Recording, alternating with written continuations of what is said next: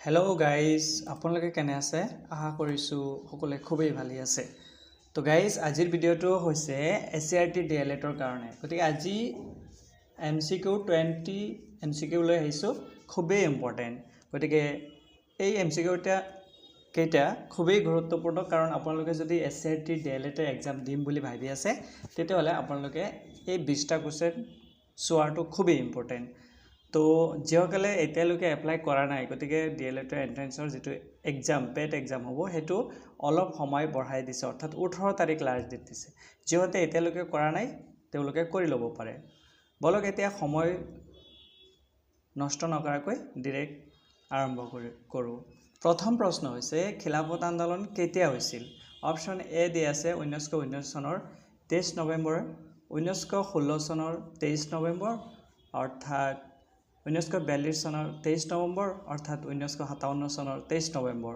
গতিকে ইয়াৰ শুদ্ধ উত্তৰ হ'ব অপচন এ অৰ্থাৎ 1919 চনৰ 23 নৱেম্বৰ কোৱেশ্চন নম্বৰ 2 লৈ আহিছো খিলাফত আন্দোলন প্ৰধান নেতা কোন আছিল অপচন এ আছে শৌকত আলী আৰু Mohammad Ali option B Mahatma Gandhi option C Jawaharlal Nehru option D Mohammad Ali Jinnah গতিকে ইয়াৰ শুদ্ধ উত্তৰ হ'ব অপচন এ শৌকত আলী আৰু মোহাম্মদ আলী অপচন 3 লৈ আহিছো নৌ সেনাৰ বিদ্ৰোহ কেতিয়া হৈছিল অপচন এ 1946 চনৰ 20 ফেব্ৰুৱাৰী 1946 চনৰ 18 ফেব্ৰুৱাৰী 1946 চনৰ 15 ফেব্ৰুৱাৰী 1946 চনৰ 22 ফেব্ৰুৱাৰী গতিকে ইয়াৰ শুদ্ধ উত্তৰ হ'ব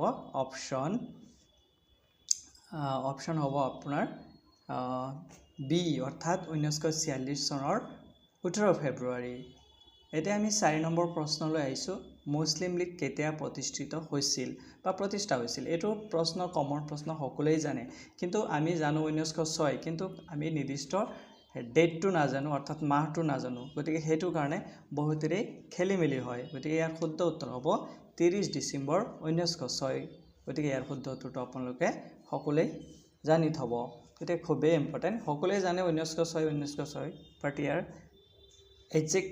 এক্সেক্টিভ মান্থ কোনটো সকলোৱে নাজানে গতিকে যাৰ কাৰণে 30 ডিসেম্বৰ 1906 এটোই শুদ্ধ উত্তৰ এতিয়া আমি আহিছো 5 নম্বৰৰ প্ৰশ্ন ভাৰত স্বাধীনতাৰ পিতৃ কোন 5 নম্বৰৰ পিতৃ বুলি ক'লে আমি কাক গম পাম অপচন এ দি আছে মোহনদাস করমচাঁদ গান্ধী অপচন বি দি আছে জৱাহৰলাল নেহৰু অপচন সি দি আছে doctor Bhimrao Ambedkar option D দি আছে ডক্টৰ ভীমৰাও আম্বেদকাৰ অৰ্থাৎ দুয়োটা প্ৰশ্ন সেম দি আছে গতিকে ইয়াৰ শুদ্ধ উত্তৰ হ'ব এটো হ'ব অপচন অৰ্থাৎ 5 নম্বৰ এ হে এটো সকলোৱে জানে স্বাধীন ভাৰতৰ পিতৃ বুলি কাক মোহনদাস কৰমচাঁদ গান্ধী অৰ্থাৎ ভাৰতৰ নেশন বুলি ক'লো আমি ফাদাৰ বুলি ক'লো আমি মহাত্মা গান্ধীকেই গম পাম প্ৰশ্ন 6 নম্বৰলৈ আহিছো স্বাধীনতা ভাৰতৰ প্ৰথম প্ৰধানমন্ত্ৰী কোন আছিল এটোতো সকলোৱে জানে গতিকে ইয়াত আছে ফখৰুদ্দিন আলী অপচন এ আছে জৱাহৰলাল নেহৰু অপচন বি আছে ফখৰুদ্দিন আলী আহমেদ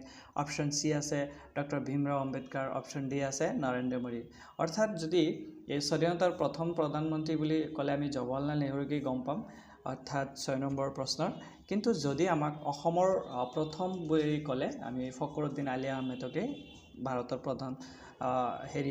প্ৰধানমন্ত্ৰী বুলি আমি গম পাম সৰি ফখৰুদ্দিন আলী ৰাষ্ট্ৰপতি আছিল এতিয়া আমি আহিছো নেক্সট কোৱেশ্চনলৈ 7 নম্বৰ কোৱেশ্চনলৈ ভাৰতৰ প্ৰথম মুখ্যমন্ত্ৰী কোন পণ্ডিত অপচন এ দি আছে পণ্ডিত গোবিন্দ বল্লভ পন্ত অপচন বি আছে জৱাহৰলাল নেহৰু অপচন সি আছে শৌকত আলী অপচন ডি আছে কোনোটাই নহয় অৰ্থাৎ ইয়াৰ ওপৰৰ কোনোটোৱেই নহয় গতিকে ইয়াৰ 7 নম্বৰ শুদ্ধ উত্তৰ হ'ব এ অৰ্থাৎ পণ্ডিত গোবিন্দ বল্লভ পন্ত গতিকে ভাৰতৰ প্ৰথম মুখ্যমন্ত্ৰী বুলি ক'লে আমি পণ্ডিত গোবিন্দ বল্লভ পন্ত বুলি জানিম গতিকে 7টা কোৱেশ্চন আমি ইয়াত MCQ আলোচনা কৰিলো আৰু আছে আমি এতিয়া 9 নম্বৰ প্ৰশ্নলৈ আহিছো সৰি 8 নম্বৰ প্ৰশ্ন থাকি গ'ল ভাৰতৰ আটাইতকৈ পুৰণি ৰাষ্ট্ৰপতি কোন আছিল কে 8 নম্বৰ প্ৰশ্নৰ শুদ্ধ উত্তৰটো কি হ'ব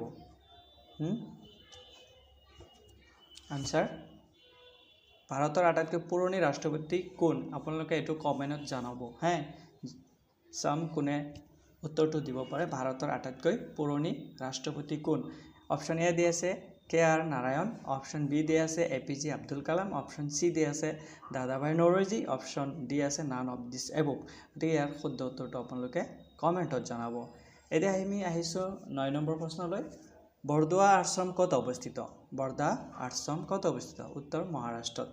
অপশ্যন 10 কুৱেশ্যন নম্বৰ 10লৈ আহিছোঁ। গান্ধীজীয়ে কেতিয়াৰ পৰা সাপ্তাহিক হৰিজন আৰম্ভ কৰিছিল? 1933 চনৰ পৰাই আৰম্ভ কৰিছিল। কুৱেশ্যন নম্বৰ 11লৈ আহিছোঁ। গান্ধীজীক কোনে আধা লংগ ফকীৰ বুলি ক'লে?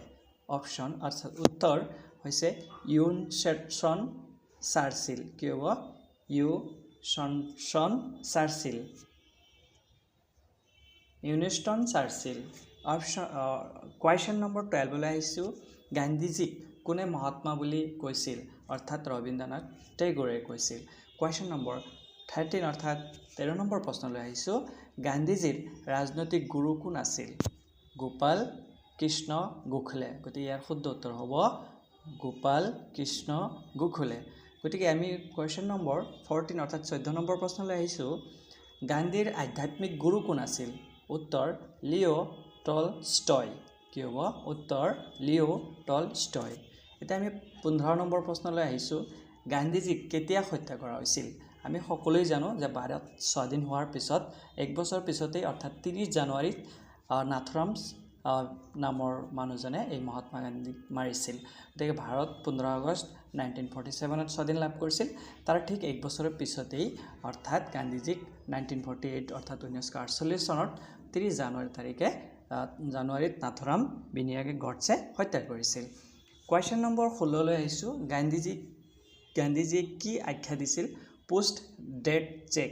গতিকে ইয়াৰ উত্তৰ হ'ব ক্ৰিছ মিছনক 1942 চনৰ সেইটোক আমি পোষ্ট ডেট চেক বুলি আখ্যা দিয়া হৈছিল। প্ৰশ্ন 17 নম্বৰ। গান্ধীজীয়ে হিন্দ স্বৰাজ কেতিয়া প্ৰকাশ পাইছিল? হিন্দ স্বৰাজ কেতিয়া প্ৰকাশ পাইছিল? আনচাৰ উত্তৰ 1908 চনত।